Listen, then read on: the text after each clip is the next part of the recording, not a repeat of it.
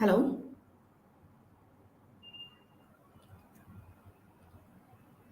Just a minute. We are just checking the audio.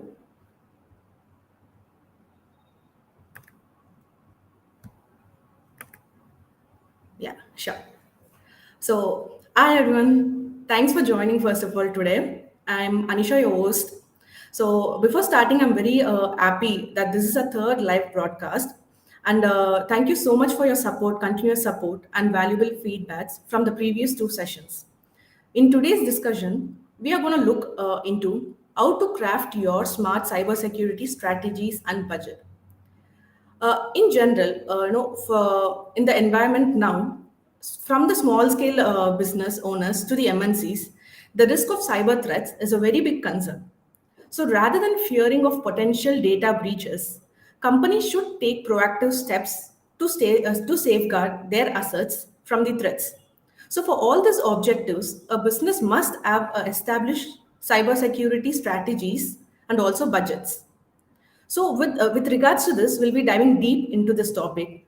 Before that, let me introduce our guest for today, Mr. Arul Selva Thomas. Hi, Mr. Arul. Hi. Thanks for joining. Hi, This is the sir. second live broadcast together. Happy to be part of it. Thank you. Thank you so much. Yeah. So, So, yeah, Arul, you can take it. okay. So, hi everyone. Thank you so much for this another broadcast. So, we have very exciting topic today. So, quickly let me move on and share my screen. Arul, sorry to interrupt. Guys, please, you can just share all your questions or any inquiries in the comment section. We'll be reading it in between and in the end of the session too. Thank you. Yeah, Mr. Arun. Great. So, Anisha, can you able to see my screen? Yeah, Okay, fine. yeah. So, okay. So, the topic is how to craft a smart cybersecurity strategy and budget. So why we are choosing this topic in the sense, okay, irrespective of India perspective, we are into the fourth quarter and we are in the position to craft our next cybersecurity strategy by this quarter. That is the first thing. Second thing is for most of the organization, most of the countries, the financial year end just finished last month, and you have already allocated the budget. But this specific session will help you as well. How, in the sense, how you are planning to spend your money, whatever it is allocated, in a proper way. So for that also, it will be going to be helpful. So be with me, and we are going to discuss maybe next 15 to 20 minutes. After that, it's a questioning time. Whatever the question you are having, please post as part of the comment. We will take it one by one, and we are ready to support you and answer you a lot of questions, whatever you are having. Thank you so much. Move on to that. First, crafting the cybersecurity strategy and budget, it's not an easy topic in the C-level executive meeting. So, so why we have mentioned a peace of mind much needed in the sense when this specific topic is coming later to that, and some people will call it as okay, it's a more technical topic. Somebody will call it as no, it's not a technical, it's a more managerial oriented because cybersecurity is part of the organization process. So because of that, a multi-level of different stakeholders would be involved for this specific strategy, especially the CISOs and the senior IT managers and other CEO, CTO kind of decision makers would be part of this discussion. Then only they can come up with the right cybersecurity strategy. Why? Why most of the cybersecurity strategies are failing in the sense? First one is that nobody is started to practice the best practices because of that right cybersecurity goals are not defined for the organization. An organization still trust the dump tool. Take example, respective of the compliance perspective. If a customer having if the compliance is demanding for the endpoint security in the sense, some antivirus what is available in the organization is more than enough to meet the expectation of the compliance. Because of that, they just go with that. But now, because of the AI, and we are in the 2024, lot of different sophisticated attacks are coming, and that cannot prevent by the old age antivirus, traditional antivirus what we are using. So that's why we are calling it as a dumb tool. The next one is lethargic, as they have not identified any cyber attack on their environment. They will, when the cybersecurity budget is getting discussed, immediately the C-level executive or finance folks, they will highlight it. Okay, how many cybersecurity incident we have faced in last 1 year, and what is the budget we have allocated last year, and we have not identified, in the sense we don't have any data, in the sense we are secure, why should we go the extra budget or something, that kind of discussion will come. So to be frank, okay, some gentleman already says only two type of companies. One is already compromised, another one is they are already compromised but they don't know they already compromised. So these are the only two people. So we have to see the trend on the cyber area, and we have to take the necessary steps based on that. Finally, the still budgets are allocated for renewals and ongoing compliance activity. For the compliance, the budgeting purpose, generally people will be look for what are all the renewals are coming, and what are all the antivirus renewal, and what are all the cloud renewals are coming, and what is the cost of that. Based on that, they will allocate the budget. They'll not foresee, okay, what is as part of the cybersecurity we are having, what is needed in the long term manner. That strategy, that discussion is actually missing. Because of that, most of the time the companies are getting into the hard stage.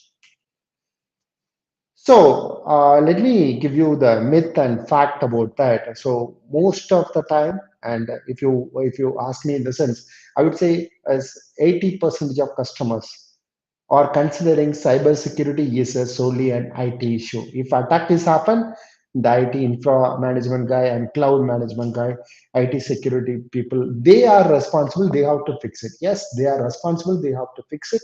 But at the same time, whether this is whether that kind of the openness, that kind of freedom is given before the attack or not, that is a big question. So because of that, the fact is cybersecurity is a business-wide concern. Everyone in the organization should be part of that. It requires collaboration across all the departments and levels, from the boardroom to the IT department, to be an effective. So that way, the cybersecurity should be seen. So business goal for any organization, if you need a cybersecurity, if you are going for the cybersecurity, in the sense, because of the awareness, everyone knows, yes, cybersecurity strategy is required. But at the same time, what is the business objective of the cybersecurity? Because it is not ROI. It is not like something I'm investing now and it will come back to me as a thing. So it is like a hidden value we are trying to get based on the cybersecurity. There are three level of achievement you can do it. First one is customer trust. Second one is market reputation. Third one is operational continuity. These are the three major key elements is required for every business owner, so that their business can be sustainable, that would be secure on their own perspective. Let me give you some example for each and everything. What is customer trust? Take a scenario. There is one financial company and they are implement the multi-factor authentication on their all the login pages, based transactions and all. In that perspective, that is one of the cybersecurity strategy that specific company is followed. Because of that, they got a customer trust. How, in the sense, first one is cybersecurity goal. They have enhanced the security measures to protect customer data on the transaction. So whenever the transaction is going to be happen, the two-factor authentication going to be come. So that's the first thing. That's a business cybersecurity goal they have.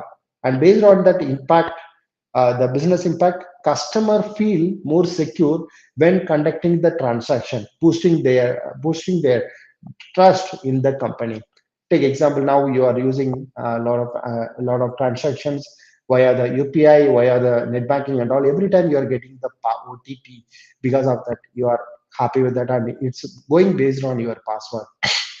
Other than that, you may lost the trust on the company. That's why. Third one is a cybersecurity implementation. Deployment of MFA required the balance security with the user experience. The company ensures to process to user friendly and maintain the customer satisfaction while enhancing the security. Because of this security measure, that need lot of development, that need lot of third party people involvement to facilitate that specific thing in a proper way. So for that, the company need to go 1 mile extra, and they have to invest their money to bring that specific solution. That is a customer trust they have achieved because of the cybersecurity strategy what they did. Second one is market reputation.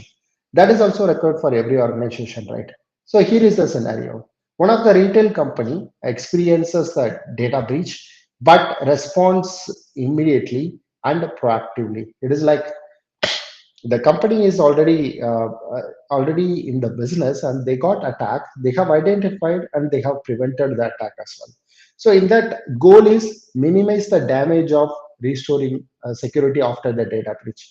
So what is the level of how much time we are going to take if we got attacked, and how much time we are going to take if the database is gone, and how much time it will take to restore the application or data from the backup disk and all. So that will be coming into picture. Next one is the business impact. By openly communicating about the breach and steps to taken and resolve it in the company in the maintain the reputation. It is like when you are following this strategy, right? And when you have a that confidence, like within X hours, you can come back in the sense you can come and say to the world, say to the press, within this much time we will come back onto the business. That will bring a lot of attention and a lot of confidence to that specific organization. They are more open. They already taken the necessary controls. They can come back on the business.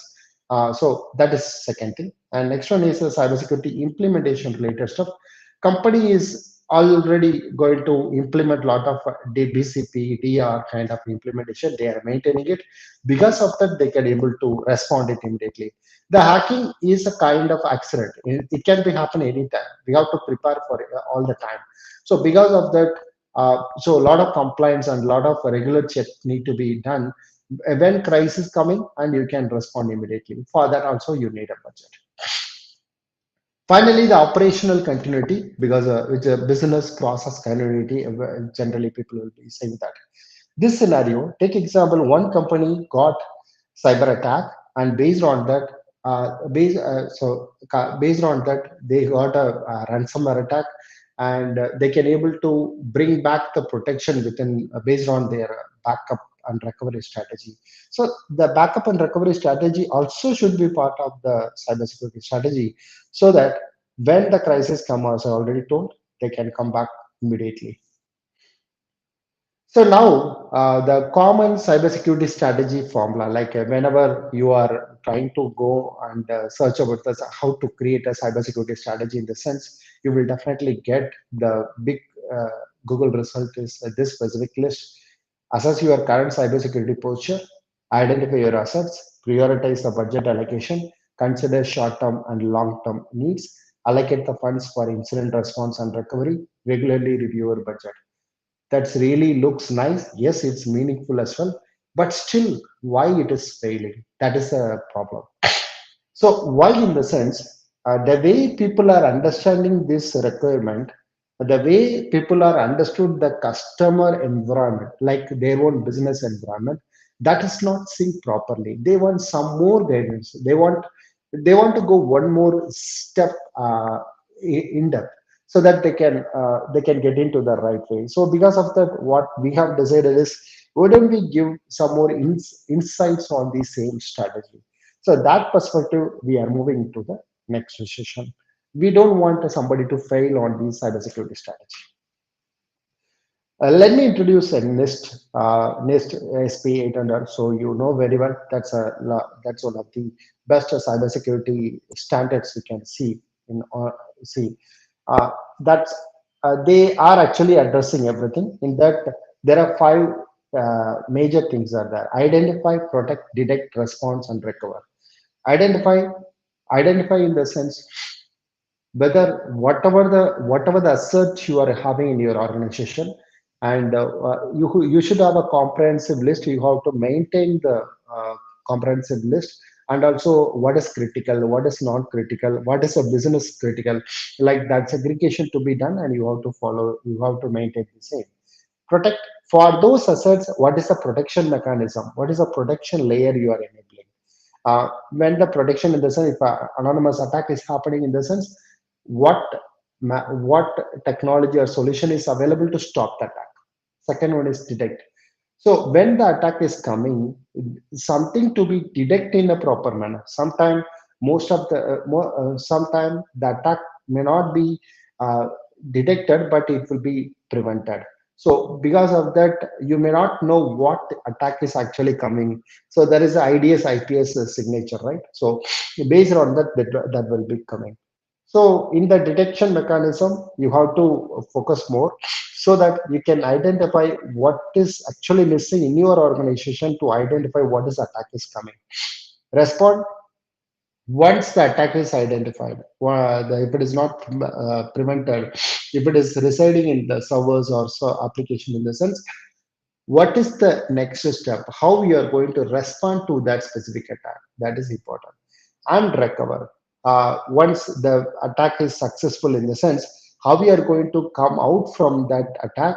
So for that, what are the strategies are there? What are the solutions are there? So that you have to worry about that.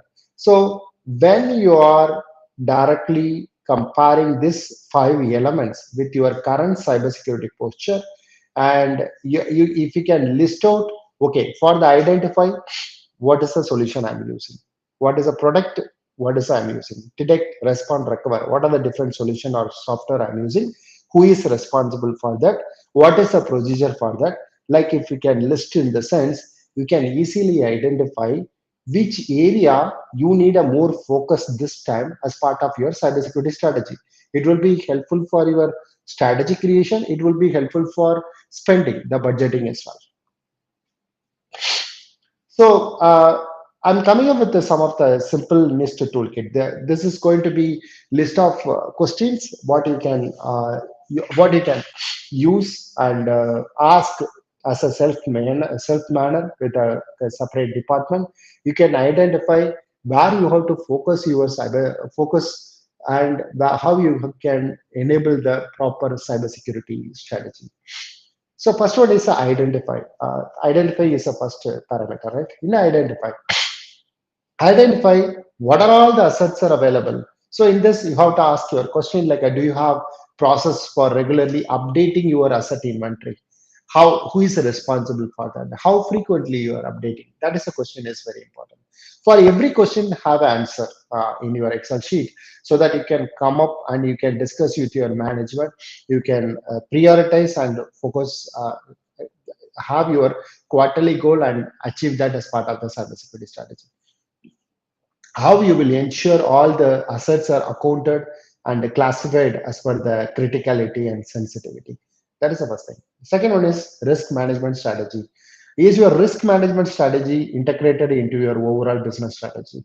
If you are doing it, if you are already compliant, and if you are already doing some of the risk management in the sense, if you are a company, you are really doing the compliance in the sense, no problem. And if you are a company, for satisfying your customers, you are trying to create some records and you are maintaining in the sense, you may be you may be in the more critical position. So I would suggest do a proper risk management so that you can definitely identify all the security risk what is available in your organization, and you can map with whatever the assets you are having. And how do you review and update the risk management strategy? That is very important. And business environment understanding. Can you identify how cybersecurity risk could be impact your overall business? Which one is more sensitive? Because in organization there are six major function would be there, like finance, operations, and HR, development, R&D, like 6 to 8 different operations would be there. Which operation is a more core function for you? And what happened, the cyber attack is going to happen on that specific perspective.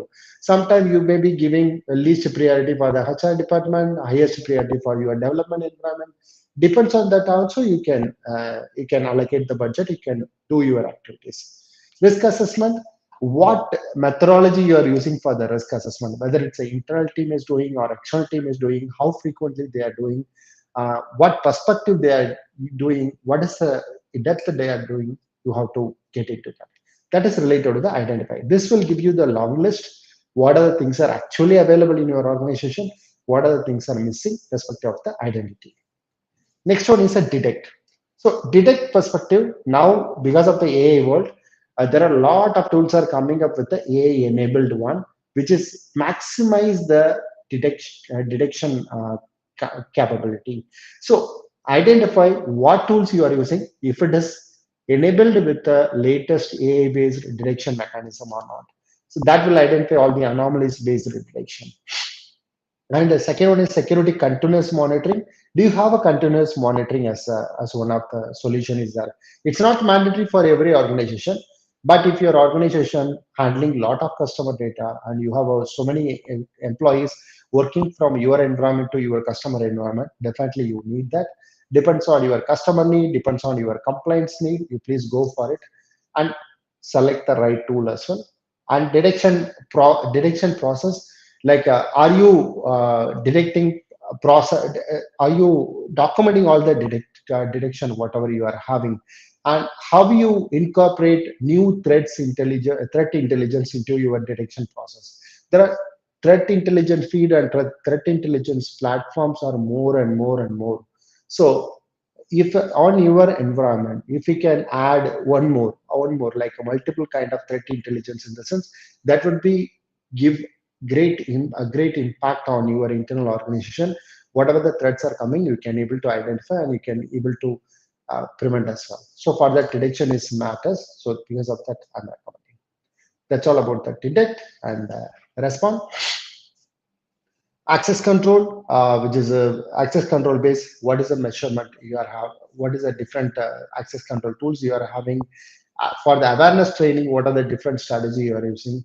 For the data security, what are the different solutions you are using? And productive technology, what you are doing, and detection process, what you are doing. So all these questions answers would be help you on the response perspective. And recover, once you got the attack and you need to recover from that attack conditions, you need to go with the recovery planning. In the recovery planning, how often do you test the updates your recovery plans, and have you done cyber drill, the mock attack and mock recovery related activity as part of your process?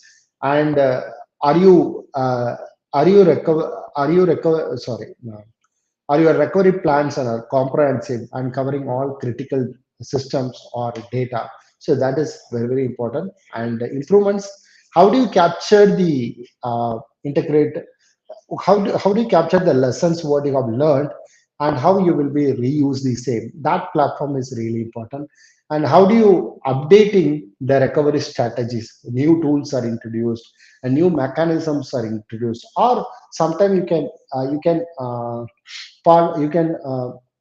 have some of the external third party as well who can directly help you on those critical situations.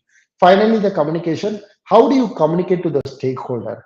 Like this is one of the major thing missing most of the organization. Hacking is normal now. So whether you are CEO, CTO, CISO, or IT managers, employees, or customers, hacking is a normal. So everyone should know what is the communication medium, what is the communication mechanism when they got attacked, who should be involved, yeah, who should be informed, what should be informed. So who is going to be take control of that? Like all those things as a before attack itself, we have to be prepared and we should have a proper communication plan to avoid any nonsense about your brand into the public pages. So that would be great, and it will give a good reputation on your organization as well. Because sometime the customer will call and say to the customer care, like you got hacked, what to do? If you are not educate the customer care properly, they will say yes, we got hacked, and we don't know when this that will be come back, and we will come back to you once it come. Like instead of that, if they position, hey, we know very well our team is closely working on that. We are more sure that within 2 hours of time, 3 hours of time, we will come back to the business. I'm assuring that your data is secure. and we don't have any data loss. Don't worry about that. We will ensure our security. Like something, if you have started to educate your customer on the customer care perspective, in the sense, that would be well and good, and your share price and your reputation will be go like anything. So keep practicing these kind of best practices. So we have completed the NIST base, how you have to plan your cybersecurity strategy. So now next coming to the budgeting. In the budgeting part, first when you are allocating the budget, ask a question: how do you align your cybersecurity budget with identify risk and business objective?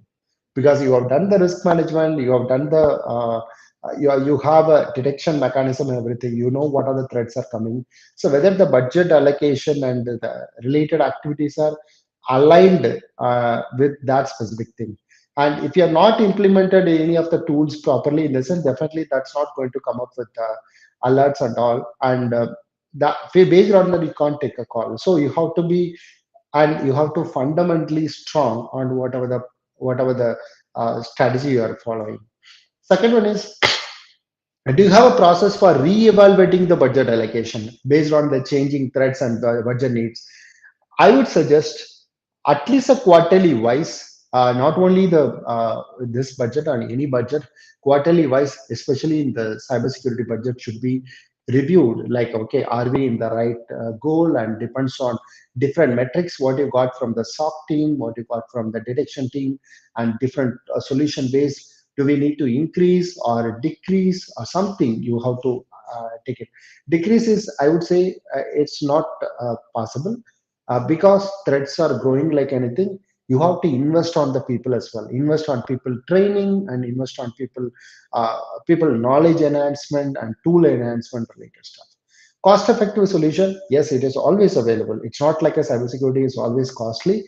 You always having the open source as well, but that will come up with that one responsibilities, and that one the disadvantages, that we have to handle it in a proper manner. And nobody cares about that, even it's open source. Don't worry about that. ROI investment, what metrics do you use to assess the ROI of your cybersecurity investment? For that, when it's coming to ROI, you have to compare. Okay, if you're going to do the ROI for this quarter, in the sense, see the quarter, the cybersecurity result of this quarter, and refer the cybersecurity result of last year of the same quarter, or last 2 3 years quarter. How this is evolving? What is the detection mechanism has been improved? And how, what is the probability of attack is reduced or prevented? Like those kind of ROI need to be identified. And finally, the budget flexibility. Whatever the budget is allocated, don't spend everything for every quarter. And I would suggest at least hold at least a 20% of budget. Allocate enough budget. There is no problem in that. In that 20% of budget, have it for the crisis situation. The high crisis situation, nobody can help you, or nobody can provide 100% security or 100% assurance on the cybersecurity. Any vendor cannot do, and you cannot do based on your strategies and all. So keep that for sure, and that will definitely help you. When the crisis is come, immediately you need to onboard some vendor, immediately you have to procure some tool, immediately you have to get onto that. In a sense, that will help you a lot. So crisis fund is really, really important on the cybersecurity perspective. So budgeting people, please make sure you are following that. And do you have a contingency funding for emerging cybersecurity threats or necessary technology updates? Take example, the Poodle vulnerability, SSL vulnerabilities are came. Those vulnerabilities are exist almost for all the Linux servers. Immediately, the sudden upgrade need to be done, and if you're not upgraded, and the server can easily exploitable in that kind of situation, right? So that kind of situation, it is like people will call it as a 0 day vulnerabilities. You have to you should have a fund for those things as well. Sudden upgrade, sudden downtime, for the downtime, if you need to pay to the customer, in the sense, that also should be calculated, and you have to keep it as part of your reservation. And make sure your your cybersecurity insurance, something you are using in the sense that also covered those kind of aspects respective of the crisis situation. So that's all, guys. Thank you so much. I hope you got a lot of information now. We are ready to share all this deck and also the question, the toolkits also we are ready to share with you. Our team will definitely help you. Who are all interested, please comment or ping us in the inbox in a LinkedIn, and we are ready to share that thing. Thank you so much. Yeah. Thank you, Mr. Arul. Thank you. Thank you for your insights mainly on the strategies and budgets. And here we have got certain questions in the comment section. So we'll, with less time, can we address any one question in a very Yeah, I short? can. You can go on, no problem. We can take another 5 to 10 minutes. Yeah. So the first question is from Alan. How crucial is employee training in your cybersecurity strategy, and how do you justify its budget to stakeholders? Okay, so employee training in the sense we need to identify what kind of employee training. If, because in organization perspective, cybersecurity wise, phishing awareness, cybersecurity awareness is the thing. So for the awareness, right, if the organization is really big, if they have their own IT team, IT infra team in the sense, the infra team, IT team can do the quarterly based awareness. Based on that, they can empower. Maybe they may be trained by some of the external third party, and what is cybersecurity awareness, how they need to provide to their own teammates or based on the department wise, so that way they can able to go for it. So I would suggest it is not going to be more costly. It would be very very minimal, and the internal environment itself can be done on the more than awareness. I would suggest the phishing campaign kind of the campaign related stuff should be there on the organization perspective. For that very minimal level of investment is required, I would suggest that is demanding, and that is mostly recommended for any management team to consider. Thank you, Arun. The second question is from Nisha. What's the role of cyber insurance in a cyber security strategy, and what factors should we be considered when deciding to include in the budget? So related to the cybersecurity insurance part, the insurance is a normal one, but at the same time, if when you are taking the insurance company also validate what is your cybersecurity goal and what is your cybersecurity strategy, and what are the tools you are having, and what is the level of maturity you are having in the cybersecurity. Based on that, the premium would be set. So in that perspective, they will also some company will say, okay, so if you got a cyber attack, we will not help you. And if you got a cyber attack, and if a server got downtime, because of that, if you have some SLA with the customer, you need to pay SLA in the sense my insurance will not help you. Like lot of nook and corner would be there, and that points and those different minute points need to be audited, reviewed before go to the cyber insurance. That is my advice. Okay. Okay. So the last one is from Arul. How do you manage cybersecurity risk with third-party vendors and allocate budget between them in in-house solutions? So in an organization, if they already having the compliance team, they can directly do the third party cybersecurity risk management kind of audit. Sometime now we can see that a lot of our customer also getting the third party a vendor cybersecurity sorry, third party vendor verification from the another one person. Okay, their customer has already hired somebody, they are doing the verification of their vendor. For that we have tried to help, and we could see in online itself that there is a lot of companies are offering in a more viable cost, and the company can directly go for it if it is really required as a third party.